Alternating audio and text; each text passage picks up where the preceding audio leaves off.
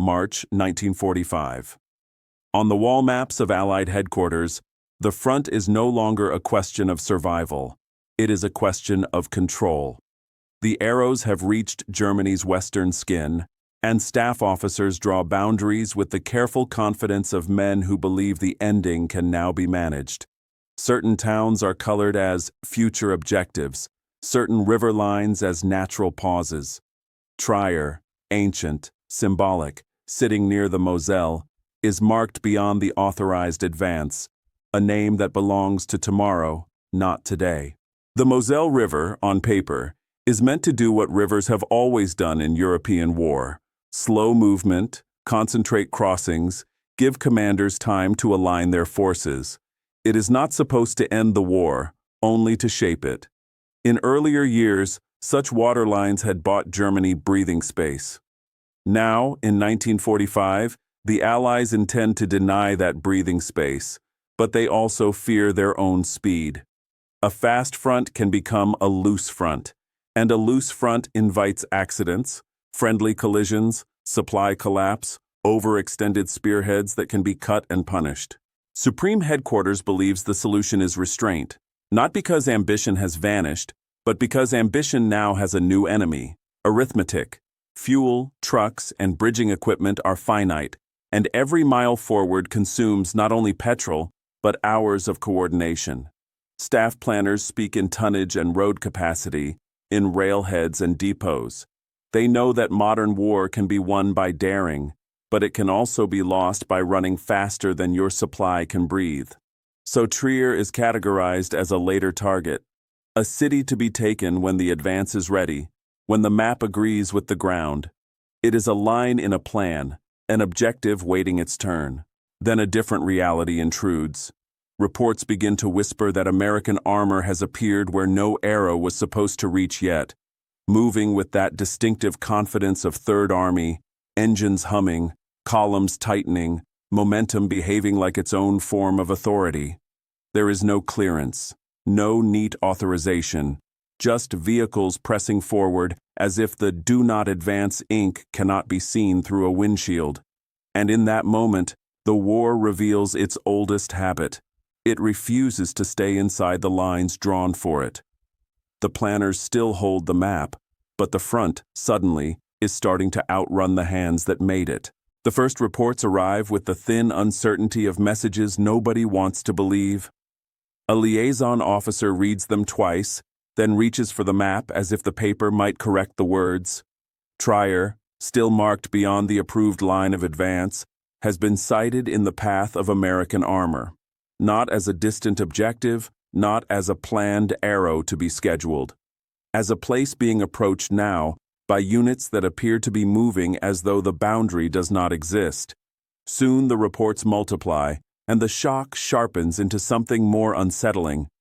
Third Army elements are crossing forbidden lines. The phrase itself carries a bureaucratic weight, but the meaning is simple. Somewhere at the front, tanks and half-tracks have passed a point that headquarters believed would be held. They have entered the space between what was ordered and what is happening, an area where discipline is supposed to live and where disasters are born when it fails. Radio traffic begins to reflect the strain. Voices become clipped, then cautious, then openly tense. Call signs repeat. Frequencies overlap.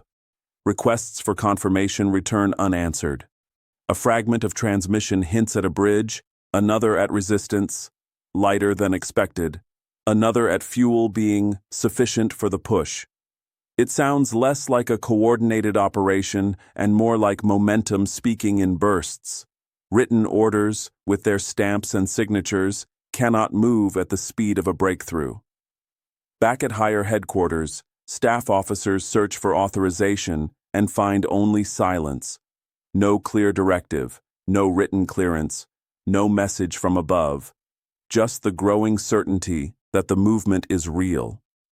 The paperwork does not exist because the decision was not processed through the system that produces paperwork. It was made where dust rises behind tracks, where a commander sees a road open and decides that waiting is its own kind of risk. And the front, indifferent to staff procedure, refuses to pause. It does not care that fuel allocations were calculated for a different tempo. It does not care that boundaries were drawn to prevent overextension. The battlefield has its own logic. If the enemy is slipping, you press. If the road is open, you take it. The men at the point of advance do not see the map as a contract.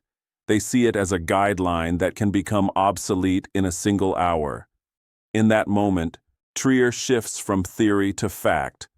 A city that belonged to tomorrow is becoming today's reality. And when a city changes status like that, without clearance, without consensus, the immediate question is not whether it will fall. The question is whether the command system can still claim it is in control. Because control rarely breaks with a loud sound. It begins to slip quietly.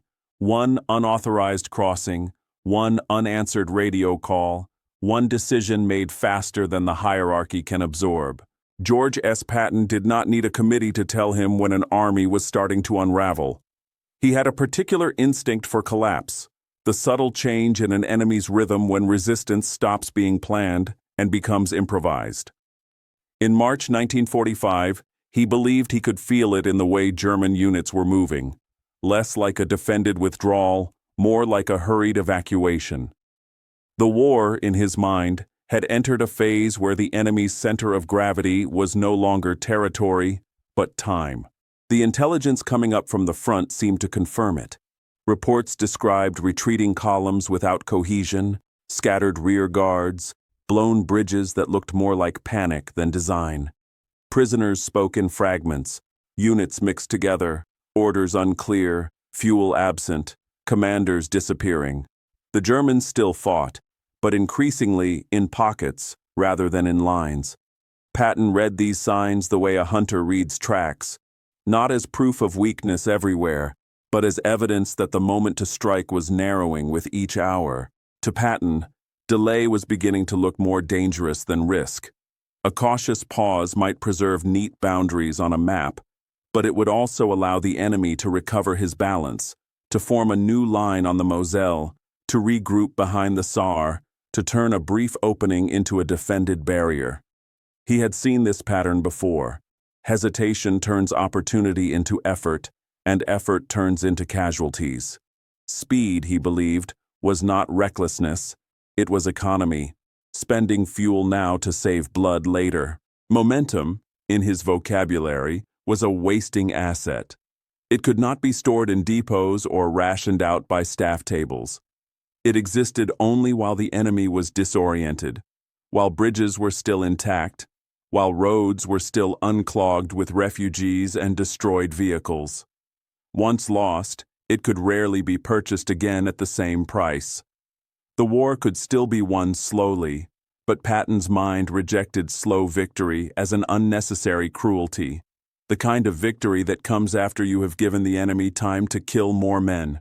So he weighed orders against battlefield truth, and in that weighing, there was always danger, for him, for the system, for every commander who followed procedure because procedure preserved the whole. But Patton saw the battlefield as the higher authority.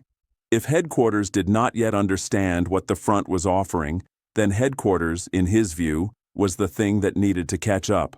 And so the belief that guided him hardened into a decision. Speed was not defiance. Speed was obedience to the only reality he trusted, the one visible through binoculars and exhaust smoke. If Trier lay open beyond the line, then the line, Patton decided, had already expired. Omar Bradley was not built for spectacle. In a war crowded with theatrical personalities, he carried himself with the quiet weight of institutional discipline. An officer who believed that modern armies survive not by brilliance alone, but by systems that keep brilliance from turning into chaos. He had risen through the logic of staff work and command responsibility, where the true measure of leadership is not how far you can push, but how much you can keep intact while pushing. Bradley had seen what disorder does to good soldiers. In North Africa and Sicily, and again in the grinding machinery of Normandy, he had watched momentum become confusion when units outran their communications, when supply collapsed behind the spearhead, when enthusiasm produced friendly fire and misdirected artillery. Chaos does not always announce itself with panic. Sometimes it arrives as small errors, an uncoordinated crossing, an unsecured flank, a division moving on a road another division was told to use. The battlefield punishes such mistakes with a cruelty that feels almost impersonal. By 1945, Bradley's belief had hardened into doctrine. Logistics, not daring, wins modern wars. Daring can seize a bridge. Logistics can keep it supplied. Daring can take a town. Logistics can feed the men who must hold it, evacuate their wounded, and push onward without collapsing into exhaustion. A mechanized army is a vast organism. Its strength is not only in tanks and guns, but in fuel flow, repair capacity, traffic control, and the unglamorous certainty that tomorrow's ammunition will arrive. Bradley trusted that certainty more than he trusted inspiration. Coordination for him was not bureaucracy. It was protection. It prevented friendly disaster, misfired barrages, overlapping advances, exposed gaps that invite counterattack. In a multi-army front, coordination was the difference between a breakthrough and a traffic jam under enemy artillery. It was the difference between pressure and waste. When Bradley insisted on boundaries, he was not defending lines on paper for their own sake. He was defending the integrity of the whole front, keeping it from becoming a collection of private wars fought by individual commanders in their own rhythms.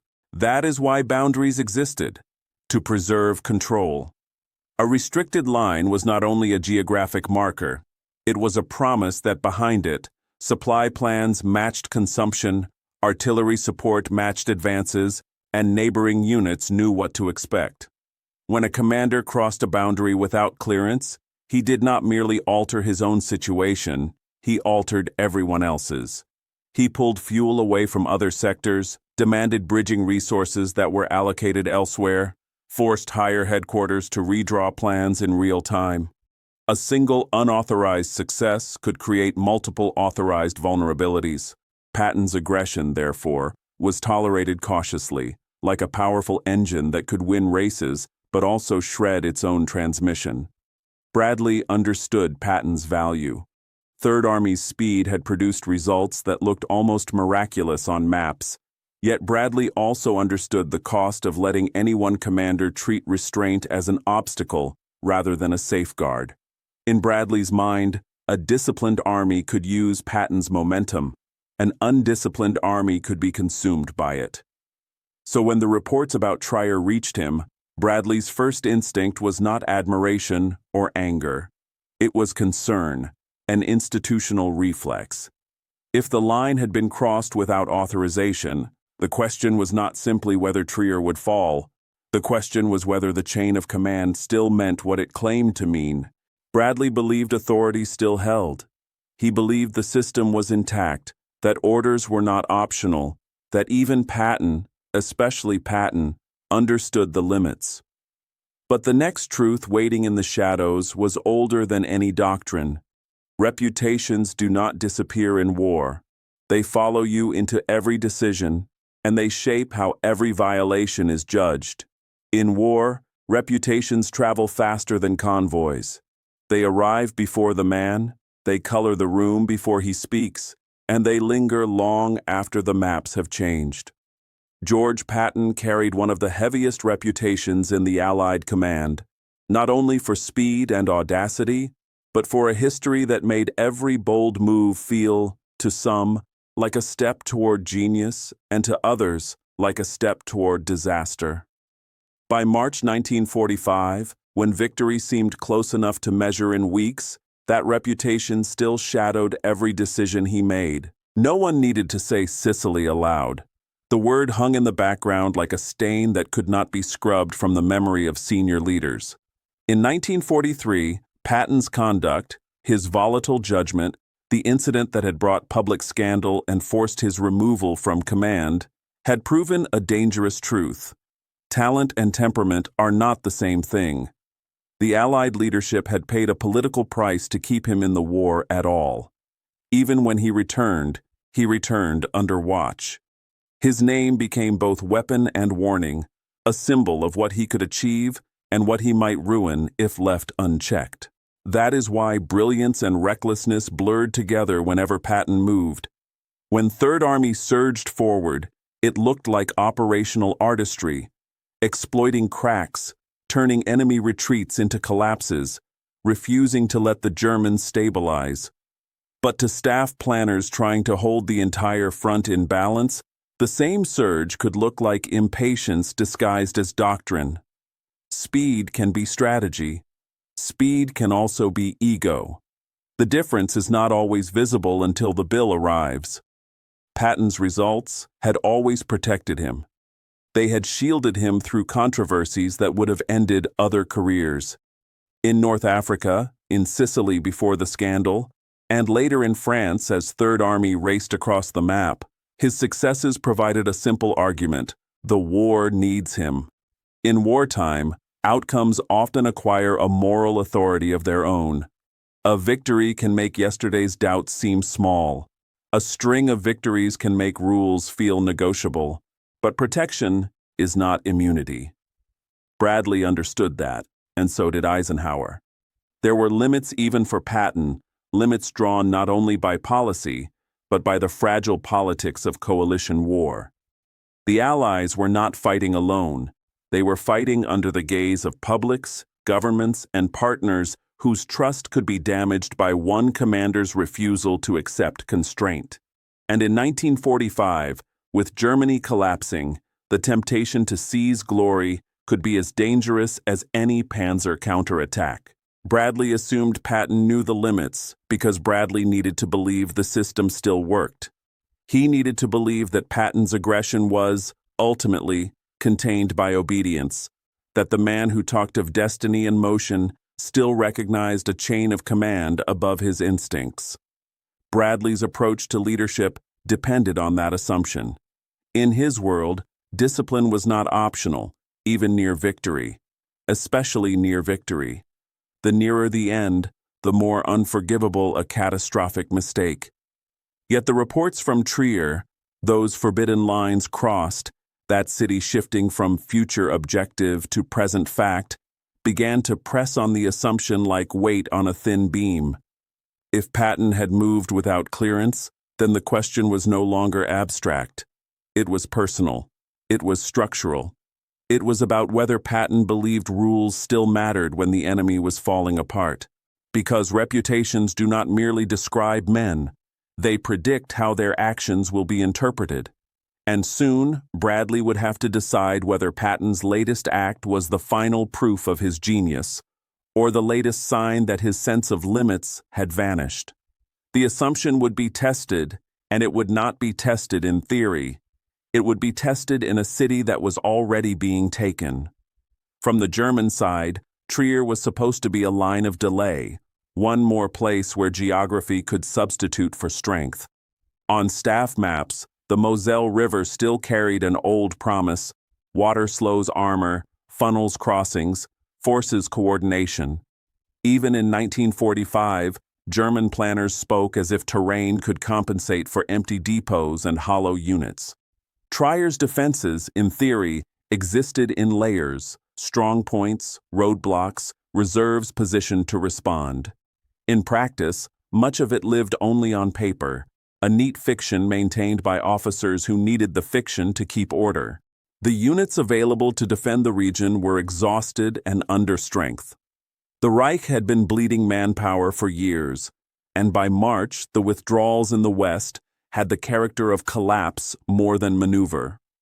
Many formations were composites, remnants fused together, old men and young boys mixed with survivors from battered divisions.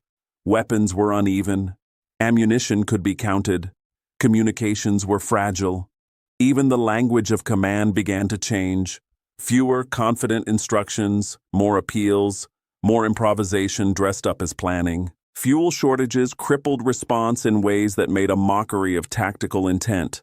A battalion with no petrol could not reposition. A panzer unit without fuel was not a striking force. It was a static threat that existed only if the enemy chose to come to it. Vehicles were hidden, not for ambush, but because they could not be moved again if discovered. The Germans still possessed courage and skill in pockets, but modern war punishes immobility.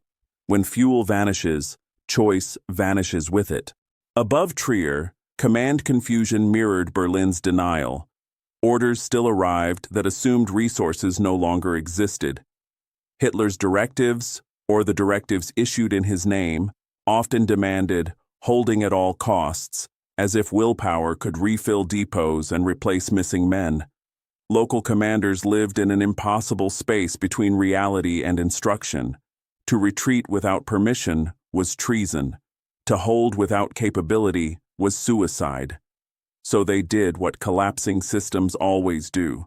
They delayed decisions, waited for clarity, and hoped the enemy would be slower than he was. Officers around Trier expected time they did not have. They expected the Moselle to buy days, perhaps weeks, enough to consolidate, enough to organize defenses, enough to make the enemy pay for crossings. That expectation was not irrational in the context of earlier years. Rivers had delayed armies in 1940 and 1944, but now the character of the Allied advance, especially Patton's, was different. It was not only force moving forward, it was tempo pressing forward, an insistence that the enemy not be allowed to settle. So the Moselle no longer delayed in the way German doctrine imagined. It still existed, cold and dark and swollen with winter runoff, but it was no longer a wall. It became an obstacle to be solved, bridged, crossed, bypassed by an army that treated engineering as an extension of maneuver. Where German planners saw a pause, Patton's columns saw a problem with a time limit. And that is how Trier was exposed, not by overwhelming numbers alone, but by speed. The city had not been stripped of defenders because Berlin had chosen to abandon it. It had been stripped because the German system could no longer predict the enemy's rate of decision.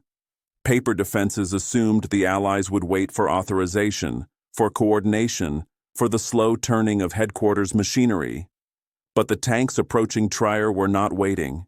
And as the first American reconnaissance elements probed toward crossings, German officers began to realize the most dangerous sentence in war is not an order, but an assumption. We have time. They did not. Third Army did not advance on Trier by pretending logistics did not matter. It advanced by treating logistics as something that could be bent, stretched, rerouted, improvised, without snapping. In the textbooks, modern mechanized armies required structure, scheduled convoys, regulated movement control, carefully timed fuel distribution. But Patton's force had learned, through months of pursuit, that rigid doctrine could become a break. In March 1945, the struggle was no longer only against German positions. It was against the natural slowing of a system built to prevent chaos. To go faster than the plan allowed, Third Army had to turn the very machinery of supply into a weapon. Fuel, above all, became a moving target. It was not stockpiled in comfort and then consumed according to tables.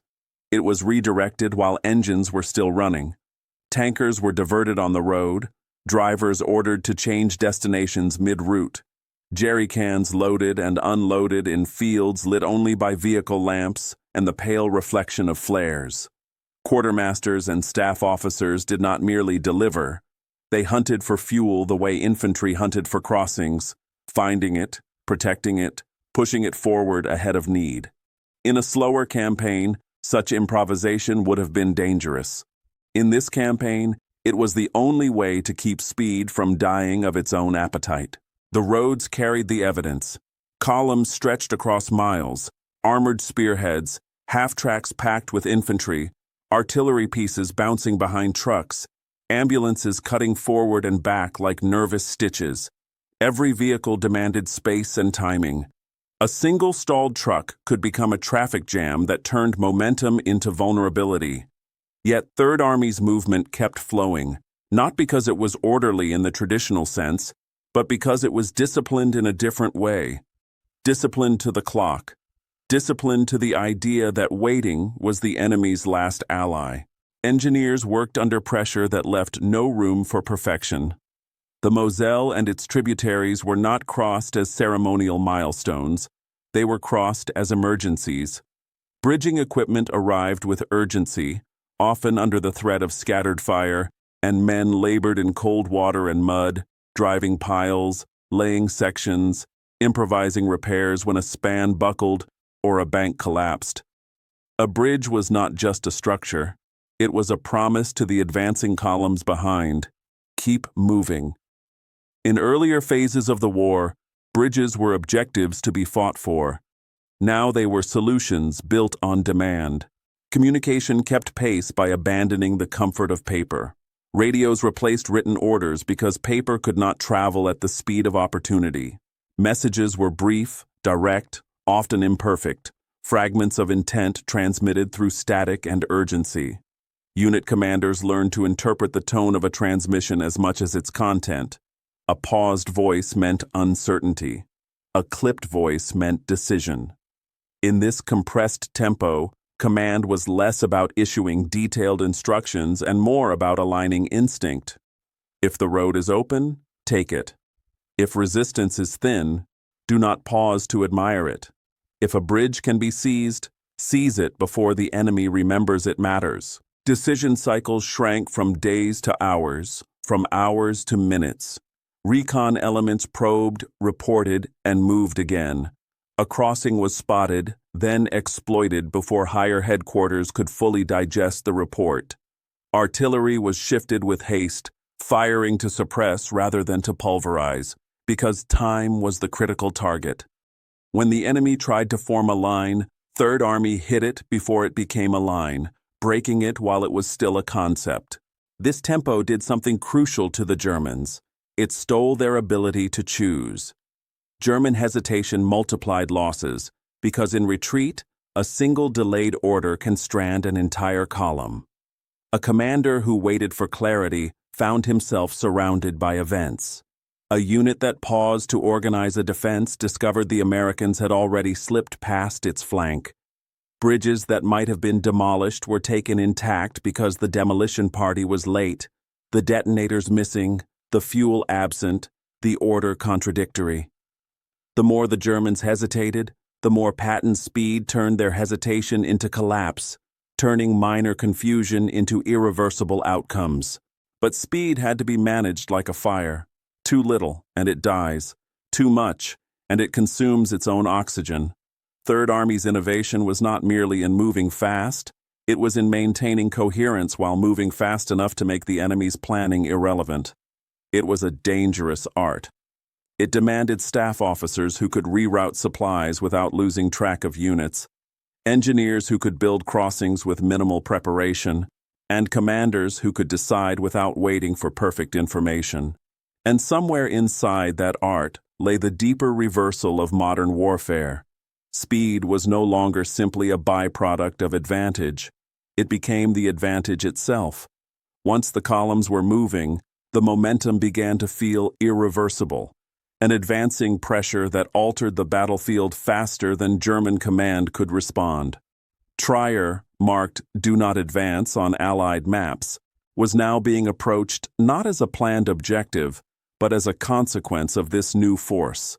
What began as a breach of boundaries was becoming something harder to stop, a moving reality. And in the next hours, that reality would reach the streets of Trier, so quickly that even victory would arrive before the chain of command could decide what to do with it. Trier did not have the time that German doctrine assumed it would have. The first realization came too late, in the way bad news often arrives at the end of a retreat, through rumor, through scattered reports, through the sudden appearance of enemy reconnaissance where no enemy should yet be. Officers who had been promised a Moselle pause began to understand that the pause had been stolen. American armor was already pressing toward crossings. The distance between possible and imminent collapsed in a single day. When the fighting reached the city, it did not resemble the orderly defenses imagined in headquarters papers. Street combat erupted in fragments, without coordination, because coordination requires communications, and communications require a system that is not already cracking. Small German groups fought from intersections, from upper windows, from hurried barricades thrown together with debris. Other positions fell silent almost immediately, either abandoned, outflanked, or simply never occupied as planned. The defense was not a line. It was a series of moments. For civilians, the war returned to its oldest form, waiting under stone. Trier was ancient, its Roman foundations older than Germany itself, its narrow streets and heavy buildings carrying centuries of history that could not protect against modern fire. Families moved into cellars and basements, listening for the rhythm of boots and engines above them, measuring danger by sound. They did not know which flag would be overhead by nightfall, only that the city's future was being decided faster than anyone could explain it. American infantry moved with a method that contrasted sharply with the German confusion. They cleared blocks in sequence, using fire and movement drilled into muscle memory, leaning on radios and small unit leadership. Tanks and tank destroyers supported where streets allowed, their presence less theatrical than practical, a moving shield that discouraged resistance in places where it might otherwise harden. The advance was not reckless inside the city. It was deliberate, but it was deliberate at speed, the kind of speed that feels impossible to those on the receiving end. Resistance collapsed unevenly, because collapse is rarely symmetrical. One pocket would hold stubbornly for an hour, another would dissolve on first contact. A machine gun might pin a platoon in one street while, 2 blocks away, German soldiers laid down arms and disappeared into captivity. The city's defense was not defeated by one decisive blow. It was defeated by tempo, by the inability to form a coherent response before the next contact arrived. And then, almost abruptly, Trier was taken. Not after days of siege, not after a grand set-piece battle, but in hours. Its capture feeling less like the conclusion of an operation and more like the natural outcome of a pursuit that had refused to slow. On maps, lines could be adjusted afterward. On the ground, the fact was already permanent. The war had skipped a step. A city marked for later had become a city already owned. And now the question could no longer be avoided. What does command do when success arrives without permission? The message from Third Army arrived with the blunt confidence of a fact already completed. Trier was secured. Enemy resistance had collapsed in uneven pockets. Crossings were in hand. Prisoners were being processed. The report did not ask permission. It announced outcome. In the forward areas, officers could point to the city itself, the streets, the bridges, the flags now changing above buildings, as proof that the decision had been correct.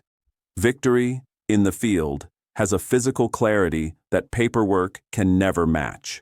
At higher headquarters, the reaction was not celebration. It was concern, immediate and practical. A success achieved outside the approved plan is still a success, but it is also an alarm bell. Staff officers looked at their charts and recognized the first problem.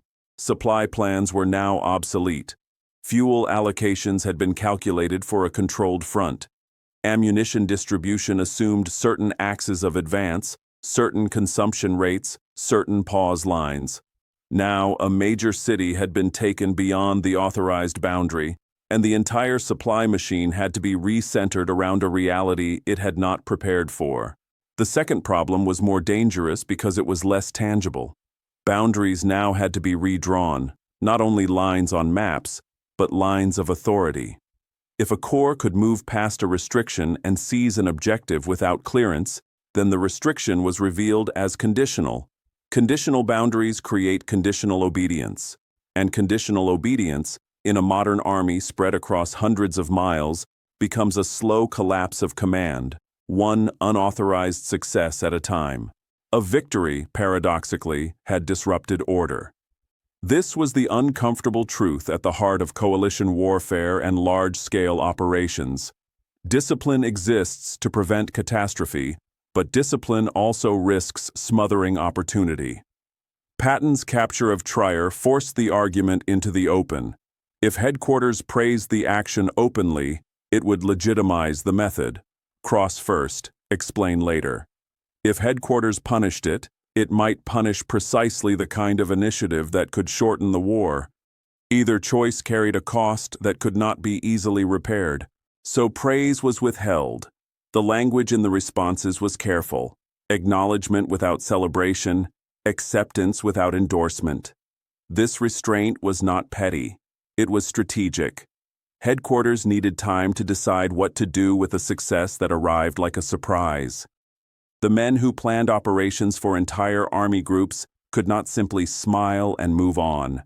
They had to consider precedent, because wars are not only fought forward, they are administered. In the silence where congratulations should have been, the deeper tension grew. Third Army could interpret restraint as ingratitude or as a warning shot. Other commanders could interpret it as uncertainty, proof that headquarters was being forced to react rather than direct.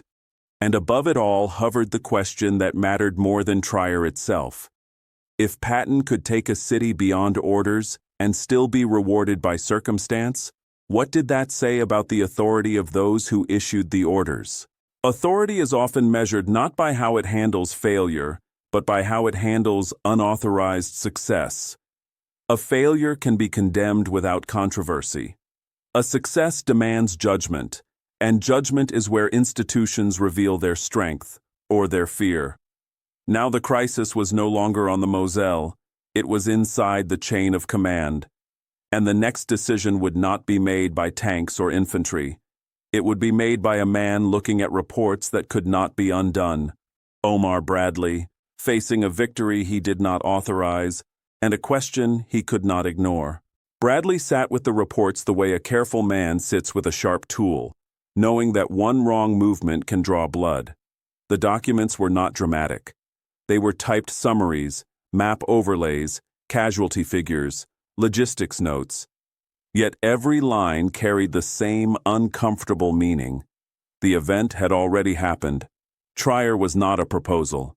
It was a fact. The city was secured, crossings controlled, prisoners counted. Whatever argument existed about authorization, it now lived in the shadow of an accomplished result. He studied the situation with the instincts that had made him valuable to Eisenhower. A commander who could see beyond a single success to the shape of the entire front. Where were Patton's forward elements relative to neighboring units? What did the new line do to supply routes? How exposed were the flanks? Would the Germans, if they still possessed the strength, strike back against an overextended thrust and turn Patton's speed into a trap? Bradley looked for the bill that often arrives after impulsive advances.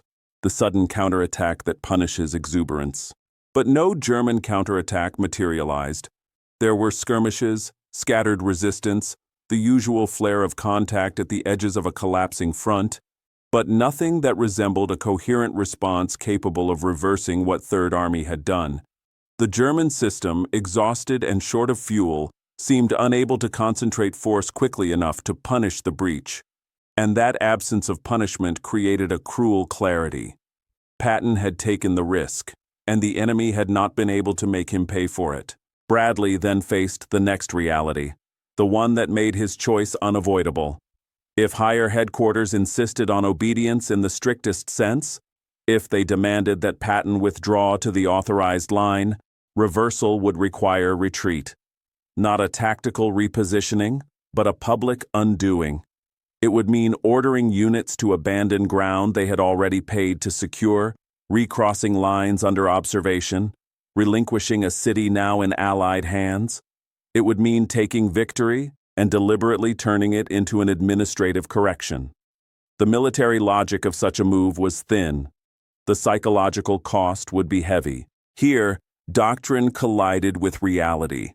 The doctrine said boundaries must be respected to preserve control. The reality said the boundary had already been violated, and the violation had produced advantage. Bradley could feel the tension between the two truths. He could also feel the weight of precedent. If he allowed this, what would stop the next commander from treating orders as suggestions? Yet if he punished it, What message would he send to men who had been taught for months that speed saves lives and seizes opportunities? Bradley hesitated briefly, not from indecision, but from respect for the consequences. This was the kind of moment that does not look heroic, yet shapes the war's character. He could not solve it with a memo. He needed to hear the man himself, so he reached for the phone, and in that simple motion, the hand closing around the receiver, Bradley was not merely calling Patton to ask what happened. He was preparing to decide whether authority would be enforced by undoing success or preserved by absorbing it. The line crackled with distance and war. Bradley's call did not travel through a quiet office network. It moved through the nervous system of an army, switchboards, relays, operators who knew that voices at the top could change the lives of men at the bottom. When Patton came on, he did not sound surprised. He sounded steady, almost relaxed, as if the taking of Trier were not a transgression, but an ordinary consequence of a front that was finally moving the way he believed war should move. Bradley did not begin with praise. He began with the problem. The authorized line had been crossed. Trier had been taken without clearance. In the plain language of command, it was a violation, one that could not be ignored simply because it succeeded. Bradley's tone carried restraint, but also a quiet firmness. This was not a personal quarrel between two generals. It was the integrity of a system. If orders could be bypassed by ambition, then every boundary on the map became a suggestion.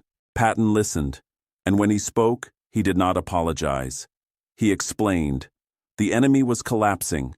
Reconnaissance had shown weak defenses, incomplete demolitions, disorganized units falling back with no coherent plan. The Moselle, he argued, was no longer a delaying line. It was a chance to prevent the enemy from forming one. Delay would have been the real risk, because delay would have allowed Germany to stabilize, to blow bridges properly, to concentrate what little artillery and armor remained. In Patton's account, the battlefield conditions were not an invitation to act. They were an instruction written in the enemy's weakness. He spoke in the vocabulary he trusted: momentum, opportunity, time. A gap once seen must be exploited before it closes. A city, once reachable, must be seized before it becomes defended. He was not defending a whim, he was defending a method. And beneath the method sat a moral claim, unspoken but present, that moving fast was a way of saving lives by shortening the war's last, dangerous weeks. Then, after the explanation, came the question. It did not sound like defiance. It sounded like simple arithmetic, spoken out loud so the other man could not avoid it. Do you want me to give it back? The words landed not as insult, but as a trap set by reality itself. Trier was already secured. German counteraction had not materialized. To give it back would mean ordering an unnecessary retreat, abandoning ground taken at cost, turning a victory into a gesture of administrative purity.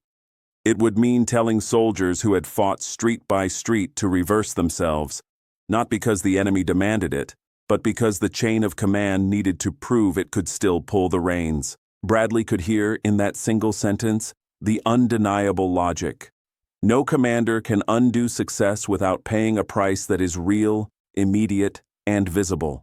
A reprimand can be written, a punishment can be issued, but a retreat is not paperwork. A retreat is a movement under observation, a gift of space, a confession of confusion. It tells the enemy that the Allies are arguing with themselves. It tells the troops that rules matter more than results. And it tells every subordinate commander that higher headquarters might sacrifice battlefield advantage to defend its own authority. In that instant, the crisis reached its climax. Bradley's authority was real, but it was now facing an outcome that carried its own authority, forged in movement and secured with men's lives. The system could punish Patton later, in private, through careers and warnings. But it could not erase the fact that Trier had been taken. It could not pretend the city was still future objective ink on a map. And so the turning point settled into a hard truth. In war, authority can command actions, but it cannot command time to reverse itself. When outcomes arrive faster than permission, authority is forced to choose between enforcing obedience and preserving advantage. And on that line, with Patton's question still hanging in the air, Bradley understood what he was really deciding. Bradley did not announce a dramatic reversal, because drama was not his language. He allowed the advance to stand in the way disciplined institutions often make their most consequential choices, quietly, with the minimum necessary motion, absorbing the new reality rather than pretending it could be rolled back. Trier would remain taken. The Moselle line, once intended as a controlled pause, would be treated as already crossed. A decision that had begun as an unauthorized act was now being folded into the official shape of the campaign. No punishment followed, at least not in the form that outsiders might expect. There was no public reprimand, no theatrical tightening of authority, no gesture designed to reassure headquarters that rules still mattered. Punishment, in that moment, would have required one of two things: either undoing the result, which Bradley had recognized as strategically and psychologically costly, or striking Patton in a way that might damage the very momentum still needed to end the war. Bradley was not rewarding violation. He was avoiding a self-inflicted wound, and yet no praise was issued either. That absence was its own message. It signaled that success did not erase process, that the chain of command was not being replaced by a doctrine of win first, explain later. The silence preserved Bradley's ability to say, later, that the system had not endorsed the method, only accepted the fact. It was a narrow path. Hold the front together without turning this episode into a license. Out in the field, the front shifted forward as quietly as a tide. Staff maps were redrawn, supply lines were extended, movement control adjusted routes that were never supposed to carry that much traffic so soon. The headquarters machine, which had been jolted, began to settle into a new configuration, as if the war itself had insisted on the change and the institution had learned to make room for it. The consequence reached beyond Trier. Initiative regained legitimacy, not as an act of personal freedom, but as a reminder that modern war punishes slowness as harshly as it punishes recklessness. Commanders at lower levels watched carefully. Some saw the danger. If unauthorized success became normal, discipline would decay. Others saw the opportunity. If the enemy was collapsing, speed could end the war before new lines formed. The lesson, ambiguous and powerful, moved through the ranks without needing to be spoken. And in the higher command, a quieter adaptation took place. The system did not break. It bent. It absorbed the shock, preserved the chain of authority, and then adjusted to the fact that the battlefield could move faster than doctrine. That bending would soon shape the next decisions, because Trier was not only a city taken against orders, it was a signal that Western Germany itself was beginning to come apart under pressure. The question now was what that pressure would unlock next. Trier was not, in the grand geography of the war, a capital or a fortress that decided Europe by itself. Yet its capture at that moment, so quickly, so prematurely, so far ahead of the authorized line, acted like a lever placed at the right point. It did not merely gain ground, it changed the tempo of expectation. After Trier, the collapse of Western Germany began to feel less like a forecast and more like a condition already underway. German withdrawals, which in earlier months had still carried traces of discipline, increasingly turned into routes. The distinction matters. A withdrawal is a choice. A rout is an admission that choice has been taken away. Units that might have formed new lines behind rivers found themselves arriving too late, or arriving without fuel, or arriving with their command structure already fractured by bombing, intercepted communications, and the simple exhaustion of years.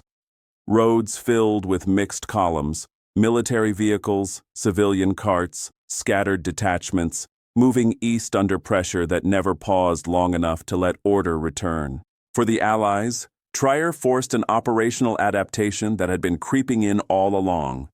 Logistics began reorganizing around speed. Staff officers could no longer plan as if the front would advance in tidy phases separated by pause lines. The front was moving in surges. That meant supply systems had to behave differently. Depots pushed forward faster, railheads extended, traffic control tightened to keep roads usable, fuel distribution treated as a mobile reserve rather than a static schedule. It was a reversal of the old rhythm. Instead of logistics enabling maneuver, maneuver was now dictating logistics, dragging the supply machine forward by the momentum of success.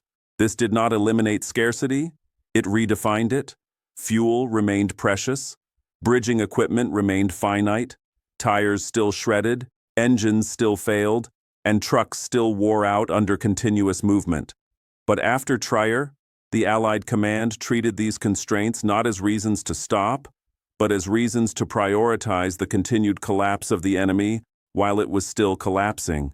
The question became less, can we afford to go faster? And more, can we afford to let Germany breathe?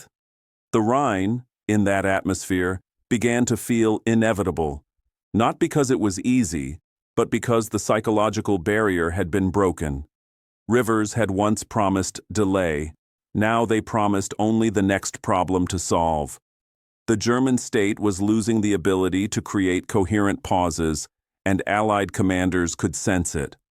A war that had demanded cautious accumulation for years was now offering something rare, the chance to turn pressure into disintegration. The psychological impact of Trier outweighed its terrain. It proved to Allied leaders that boundaries on maps could become obsolete overnight. It proved to German defenders that even natural obstacles might not buy the time they once expected. It proved to soldiers on both sides that the war's end was not approaching in slow ceremony. It was arriving in abrupt, disorienting steps.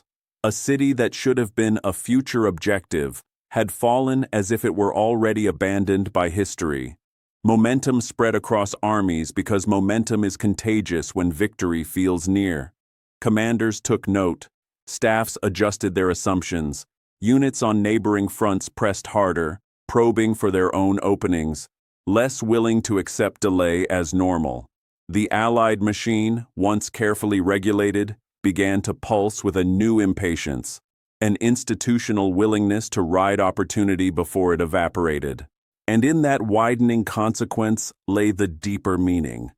Trier was not simply taken. It unlocked a pattern. It signaled that speed could force the war into a phase where strategy was no longer about choosing between options, but about keeping up with events. One city had reshaped the campaign's logic, and now the question for the High Command was no longer whether to advance, but how to keep advancing without letting the very system of command dissolve under the weight of its own success.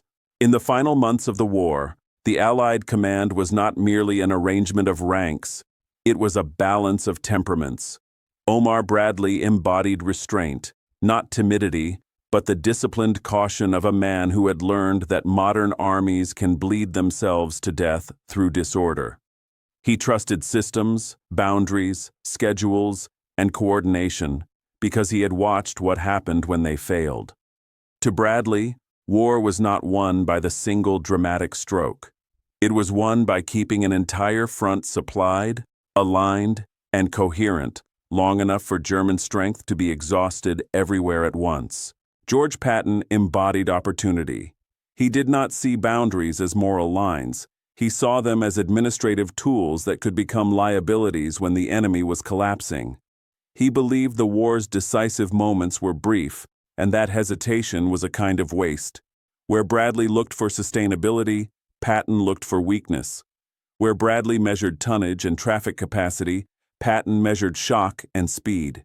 He was willing to accept risk because he believed the greater risk was allowing a battered enemy to recover. One prevented catastrophe. The other ended wars faster. The tension between them was not a flaw in the Allied machine.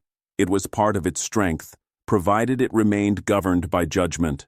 Bradley's restraint guarded the coalition against self-inflicted damage. Overextension, friendly collisions, logistics breakdown, the kind of chaos that turns victory into needless loss. Patton's urgency prevented the enemy from buying time, from rebuilding lines, from turning retreat into organized resistance.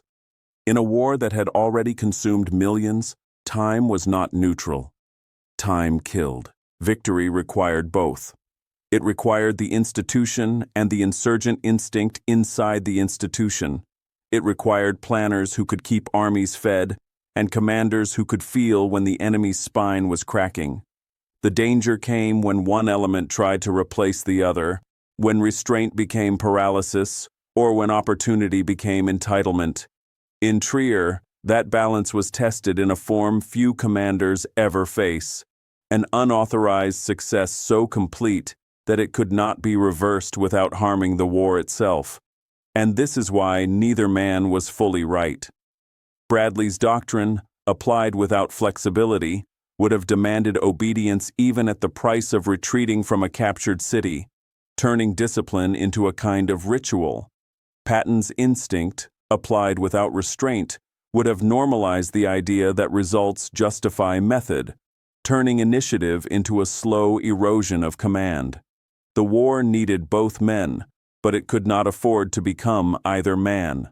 In the end, judgment defined command, not orders alone, and not outcomes alone, but the capacity to decide when the system must tighten and when it must bend. Trier became a lesson not because Patton was rewarded or Bradley was defeated, but because the Allied leadership discovered, again, that the hardest decisions are not between right and wrong. They are between two necessary truths, neither of which can be allowed to rule without limit.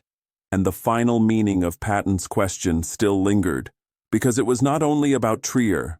It was about what war does to authority when the end is near. Trier remained taken. It did not become a temporary anomaly that was corrected later. It was absorbed into the Allied advance the way a sudden bend is absorbed into a river's course, first as a surprise, then as the new normal. Maps were redrawn, supply routes adjusted. Neighboring commands aligned their boundaries to match the reality on the ground. In the end, the city's capture became part of the ordinary chronology of the war's last weeks, one more step in the long, irreversible movement toward the Rhine and beyond. But what did not fade was the question that had framed the moment. Do you want me to give it back? It entered military history not because it was eloquent, but because it contained an uncomfortable truth in a single sentence. It stripped away the illusion that command can always choose freely after events have unfolded. It reminded every future officer who read the story that war is not a debate you can pause until the paperwork arrives. It is a moving environment where decisions harden into facts faster than institutions can always process. The line is often mistaken for defiance. It is more precise than that. It is clarity, an insistence that a commander must confront what has already happened, not what should have happened according to doctrine. Patton's question did not deny Bradley's authority. It forced Bradley to measure authority against consequence. In peacetime, rules can be enforced by undoing actions. In war, undoing often costs more than tolerating. The higher the stakes, the fewer clean reversals exist. Wars punish hesitation, and they do so without ceremony.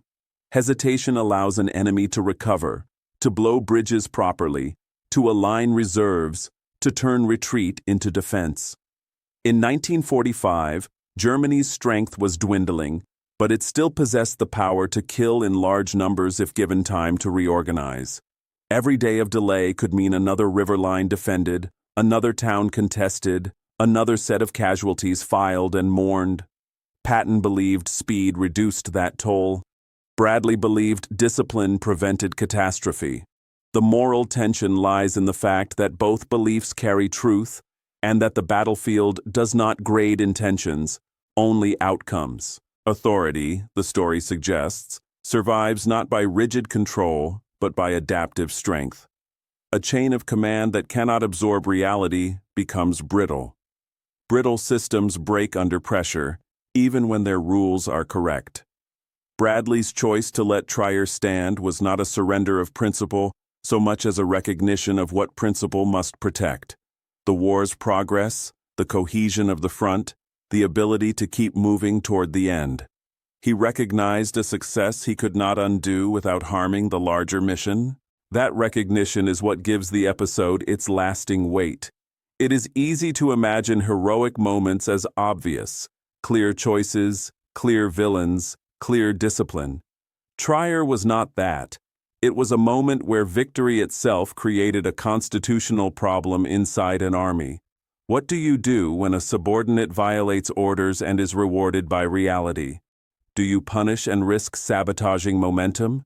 Or do you accept and risk teaching others that rules are optional? There is no perfect answer. There is only judgment, and the willingness to accept the burden of it. In the final weeks, that judgment mattered as much as artillery. The war did not end because one man disobeyed and was proven right. It ended because a vast coalition, full of competing instincts, kept enough unity to press forward without tearing itself apart, and so the line lived on as a final restrained lesson from a war defined by excess. They told him to stop. He answered by finishing the job.